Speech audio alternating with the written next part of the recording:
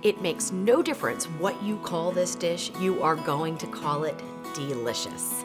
Now, this is one of those dishes that goes by a lot of names depending on where you live. I always called it chicken chow mein, and it was a huge awakening to realize I wasn't eating chicken chow mein, I was eating something called chop suey. Welcome to the Salted Pepper, where we cook for real life using real food, and we keep it real simple. And this recipe is just that, really simple. So the first thing I'm gonna do is slice my chicken breast thin. Now, you don't have to use chicken breast, you could use chicken thighs, that would be fine. I just like the nice thin slices that I get from the chicken breast. You need a total of 2 pounds of chicken for this recipe, and I already have some sliced up here. So I'm just gonna go ahead and slice this up now so that we can velvet the chicken. That's something you might not be familiar with, but it's how you get a really soft texture to the chicken, and it's very common in Chinese cooking. All right, so I'm gonna cut this chicken breast in half. You don't have to. You could slice really long strips, but I find it a little bit more manageable if I just cut it in half. Then I'll just turn it on its side, and I use a sharp knife, and I just go in and cut thin strips of the chicken. Very thin. So between 1/8 of an inch and 1/4 of an inch. If it's too hard for you to do with the chicken, right out of the fridge, pop it in the freezer for about 30 minutes or so. It'll firm it up and it makes it a little bit easier. And a sharp knife also helps quite a bit. So I'm just gonna do this for this chicken, and we're gonna get it into a bag, and we're gonna add 2 teaspoons of baking soda, not more. So 1 teaspoon per pound is about what you would need. You only want to leave it in for 30 minutes. If you leave it in, like I did, for a prolonged period of time, your chicken is way too salty. So 30 minutes tops, and then we give it a good rinse, and then we will get it in with our stir fry.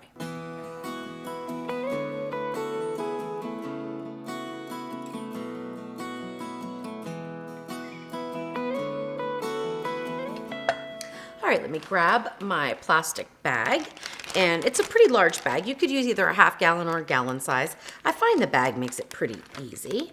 So just pop your chicken in and then sprinkle over the 2 teaspoons of baking soda. Not baking powder, baking soda.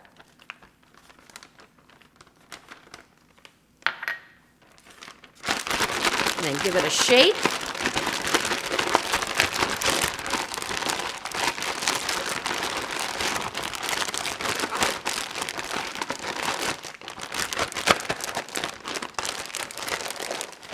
And that's it. Now we're just gonna set this aside. We can leave it room temperature because it's only gonna be for 30 minutes. But if you were gonna extend that time a little bit, which I really don't recommend extending it too much longer than 30 minutes, put it in the refrigerator. So I'm just gonna set this over here, wash up my cutting board, go over the rest of the ingredients, and start our stir fry. All right, so let me go over the ingredients of this dish that I call chicken chow mein. That is actually chicken chop suey.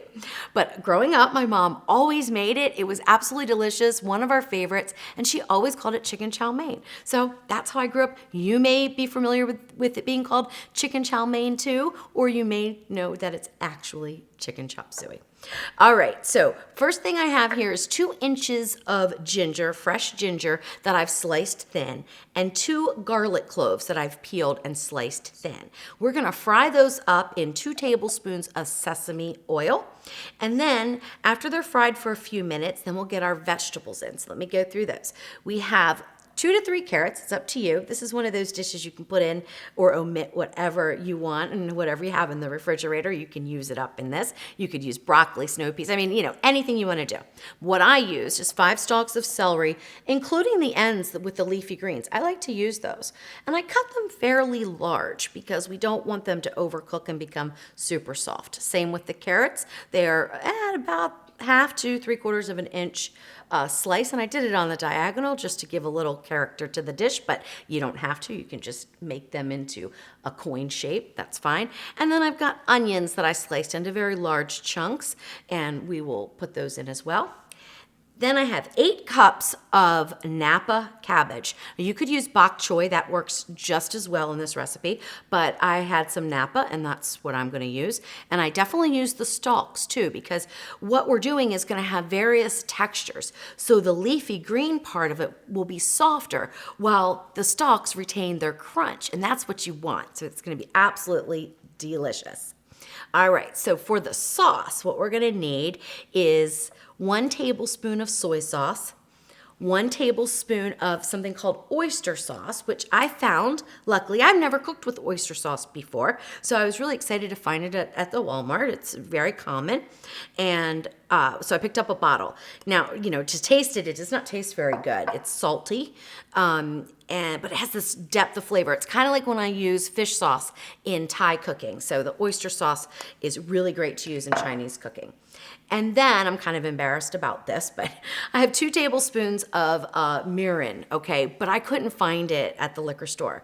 So there is a mirin wine that you can get, and I couldn't find it, so I found the cooking seasoning at Walmart, okay? It works just fine. It might not be the first pick for people, but it does work just fine. You could also use a little sweet port. That's kind of the flavor that it reminds me of. All right, last but not least, well, 3 more ingredients. I have 1 cup of jasmine rice that is well rinsed until the water runs clear, and I've put it in a 6-inch Fat Daddio pan because we're gonna go ahead and cook our rice at the same time, so we have a full meal ready to go. To the rice, I'm gonna add in 1 cup of water, which I don't have out here right now.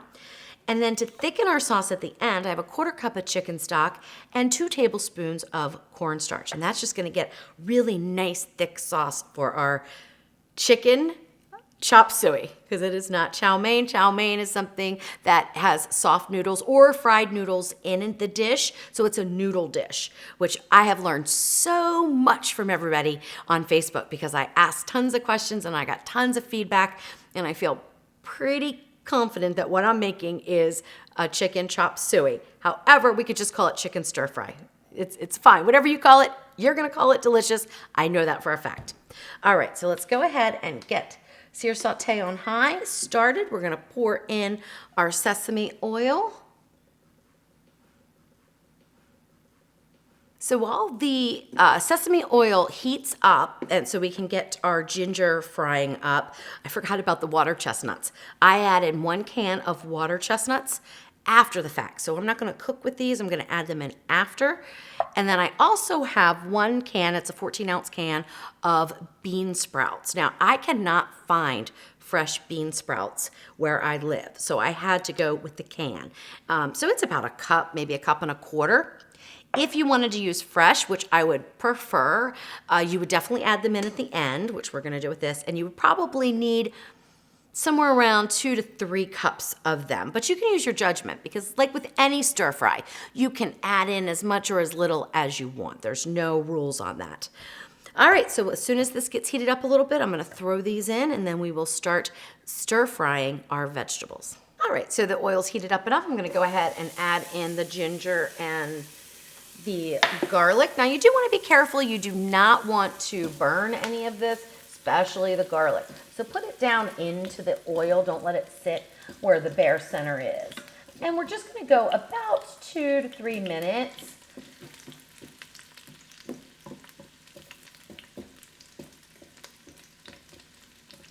This brings a really lovely flavor to the dish. If you think it's a little bit too hot, go ahead and turn your heat down a little bit. I'm gonna go ahead and turn mine down to medium and let it sit there for a second because I wanted to talk a little bit more about the Napa cabbage.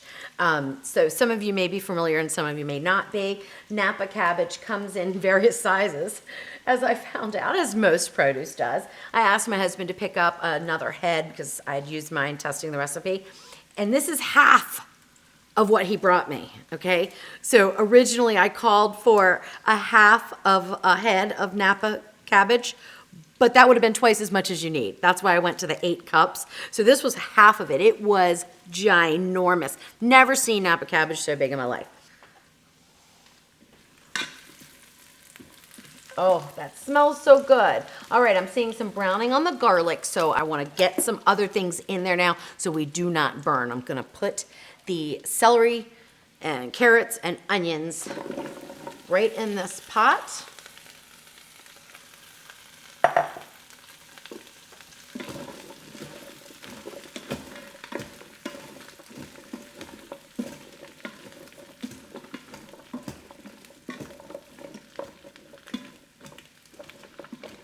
And let those stir fry for a few minutes. Then I'm gonna add in the cabbage. By that time, the chicken should be done velveting, and I'll give it a good rinse and we will finish up this dish. One thing I forgot to do was turn the heat back up to high. So I really should have done that as soon as I added in the vegetables. So I forgot to do it. But anyway, no big deal. So I'm getting some browning on some of the vegetables, and that's what we want. And now it's time to add in the cabbage. You can see how full this pot is right now. This is one of the reasons why I love doing stir fries in the Ninja Foodi or even the Instant Pot, because you can use the sear saute just like you would on the stove, but you have this really big, deep pot. Now, I know traditionally you would use a wok or a large frying pan, but you know, I just never got the hang of that. All the food just flew out everywhere. So this makes it easy for me, even though we don't get as much browning on all the pieces as you do, you know, on a wok or even in cast iron or something like that, but still delicious.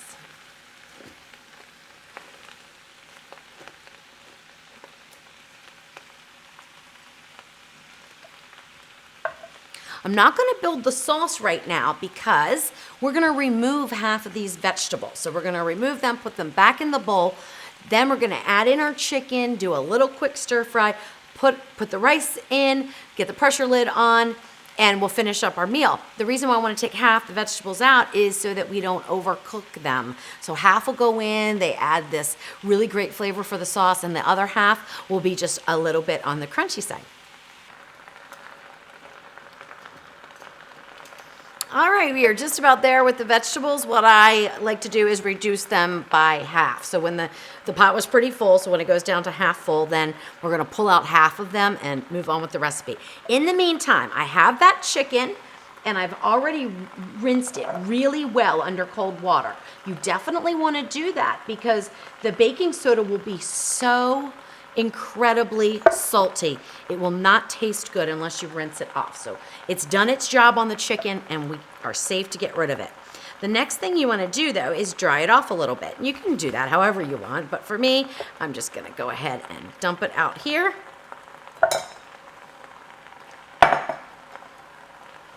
And sort of break it up and fold it up and just let it sit there on the cutting board for a few minutes, okay?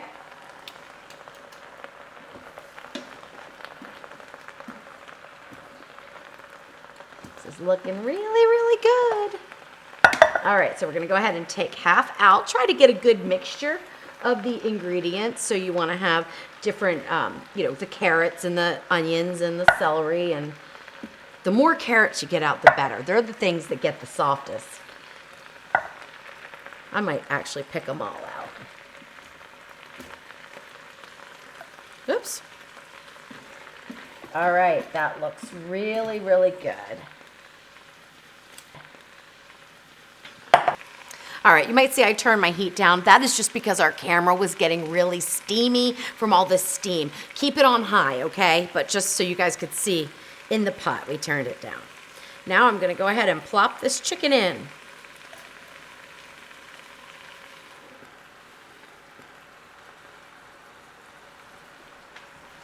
All right.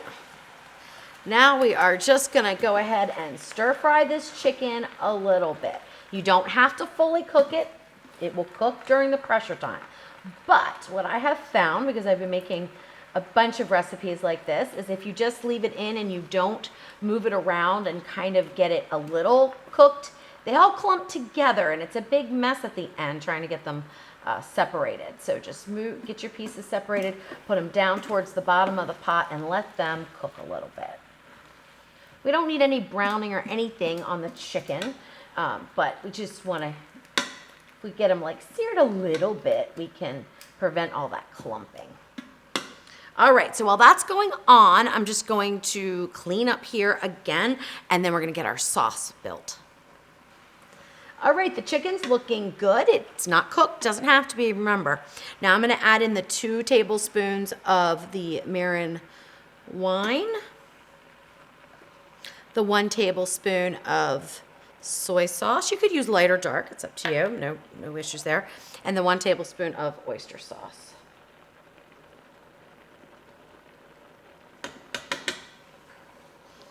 Give that a mix around. Oh, it looks so good. All right, time to get our rice on.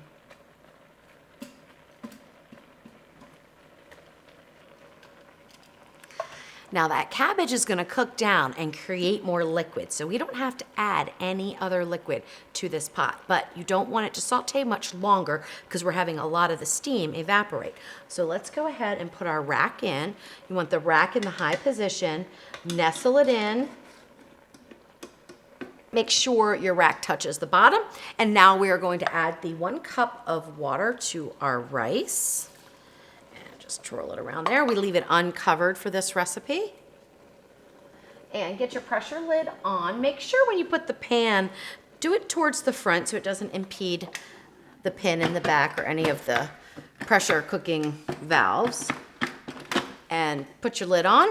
Turn the valve to seal. We're going to go on high pressure for 0 minutes.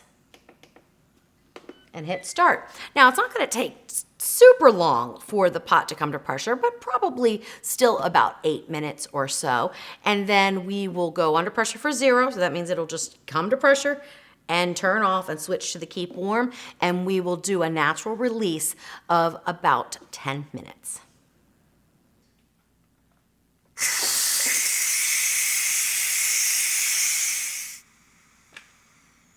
All right, when the pin drops in the back, you can safely open the lid. You want to do that away from you because it is very steamy. And that rice looks absolutely perfect.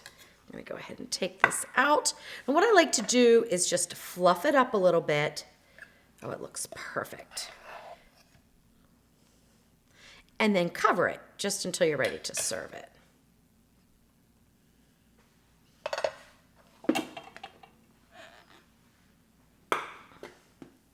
All right, let's remove the rack.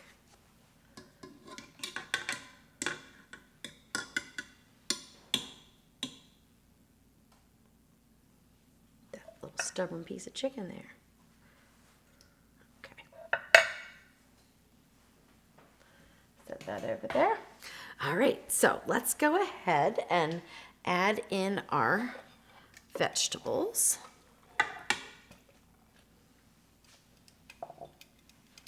We're going to go and turn the sear saute. We want to turn it on to high. Add in our water chestnuts and our bean sprouts. Now let's mix up a cornstarch slurry with a 1/4 cup of chicken stock and 2 tablespoons of cornstarch.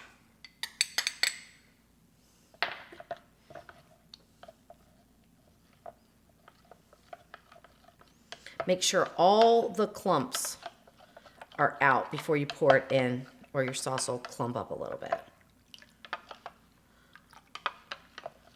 That looks good. All right, so we're just going to pour that in. And now we bring it to a boil so that the sauce can thicken. We'll heat all these vegetables through, and then we'll be ready to taste it.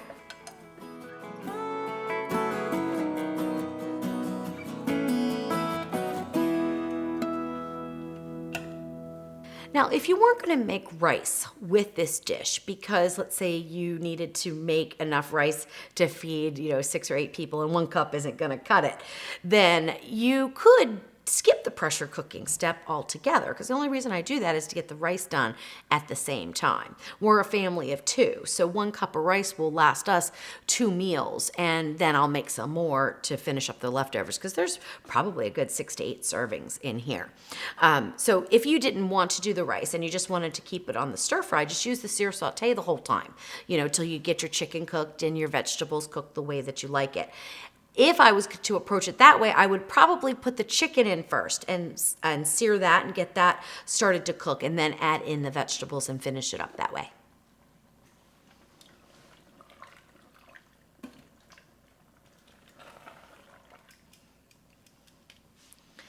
How long you cook this is up to you. Cook it until the vegetables are the desired consistency that you like. So cook it longer if you want your vegetables softer. Cook it less time if you want them a little bit firmer. But I think I'm gonna go ahead and give it a try now.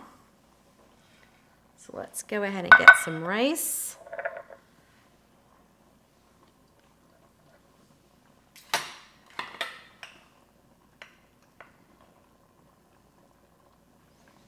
Into our plate there.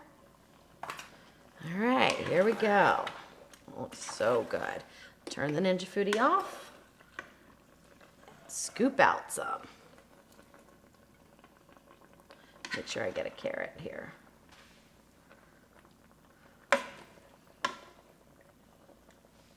And some of this delicious sauce. Oh my goodness, it's so good. Now, as a kid, the way that we served this at home was with some hot mustard that my mom just made from ground mustard and water. And we would spice it up that way. But I tried to make that the other day. She must have had some kind of a secret ingredient because the one I made tasted horrible. So I had some prepackaged hot mustard, and I'm going to go ahead and use that. I usually just put it right on the side. And then, of course, some chow mein noodles. So even they call it chow mein. So I guess these would be considered crispy noodles. But again, I did a lot of research, and I do think this is technically a chop suey. We put those on top. And then, people, if you're in the Northeast United States, you're probably saying, chop suey is with macaroni, ground beef, and a tomato sauce. And I would say, yes, that is what you call it. However, I call that goulash. That's how I grew up. It was goulash. I never even heard of chop suey until recently, and this was chow mein. So, you know, it's really interesting how in different parts of the world we call things that are the same ingredients, same technique by a different name, you know? So I learned a lot during this recipe, and I'm happy with that. I always enjoy learning new things. Okay, so let's dig in. Let's go ahead for the chicken first, because I want to see how that velveting technique worked.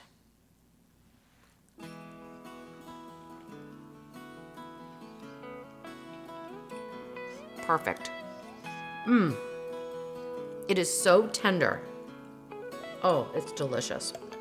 Absolutely delicious. Now let's get some of the softer cabbage. You can see right here some of the vegetables that were in there. So this was a carrot. See how soft it is? If you like your vegetables soft, keep them all in, because that's how I tested the recipe and it was really good. But I just thought, no, I think I want to have some of the crunchier texture vegetables too. All right, let's bring in some of that mustard. And let's get a crunchy piece of the carrot and the cabbage.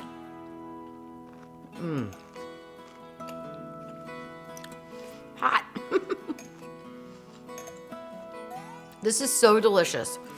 It is a super easy recipe to prep because you just cut your vegetables big, so it's not like finely dicing anything. Quick and easy to do in the Ninja Foodie, all done in one pot. Dinner will be on the table within 30 minutes, and you're going to love it. Whatever you call it.